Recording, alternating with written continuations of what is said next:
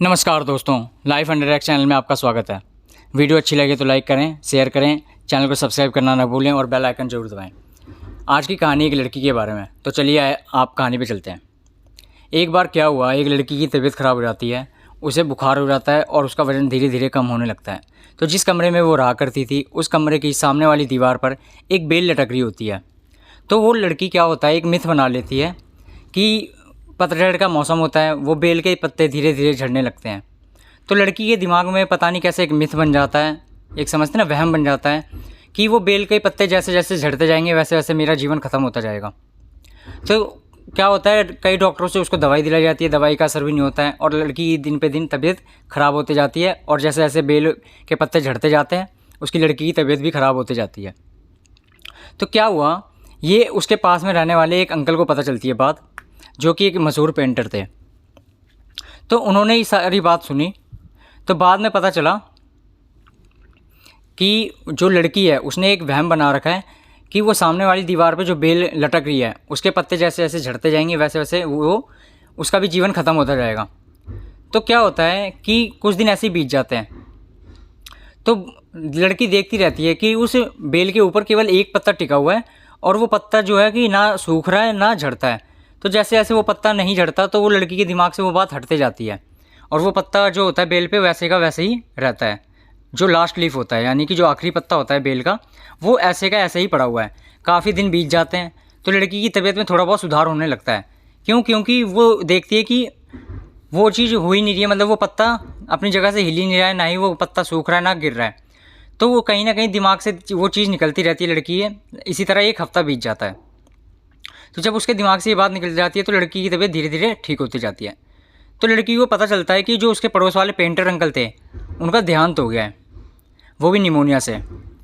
तो एक रात क्या हुआ कि लड़की ने नोटिस करा कि यार वो पत्ता जो है ना कि वो कुछ अलग है। जब वो खिड़की पे गई, मतलब तबीयत जैसे जैसे ठीक होते गई उसकी, तो जाती खिड़की पे देखती है, तो नज़दीक से देखती है तो उसे समझ आता है यार ये जो बेल है ना ये कुछ नकली सी लग रही है।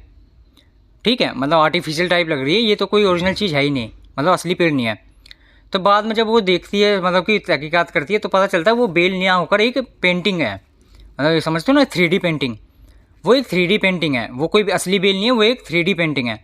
तो बाद में उसे बताया जाता है कि मतलब उसे पता चलता है कि जो उसके पड़ोस वाले पेंटर अंकल थे उन्होंने वो पेंटिंग बना दी थी ताकि वो लड़की जो है उसका लड़की का जीवन ख़त्म ना हो। तो वो असल बेल नहीं थी, वहाँ पे एक पेंटिंग थी।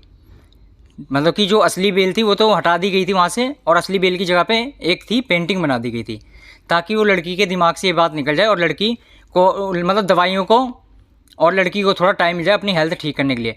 और लड़की, वो जो अंकल होते हैं लड़की के, उनका ध्यान होता है निमोनिया से। उन्होंने क्या क्या होता है, बारिश में जाके भीग कर, ठीक है, उसके बाद में वो पेंटिंग बना दी गई होती है उस बेल की जगह पे रात में। तो उस बारिश में भीगने के कारण क्या हुआ, अंकल को निमोनिया हो गया और उस निमोनिया के कारण उनकी डेथ हो जाती है, यानी देहांत हो जाता है।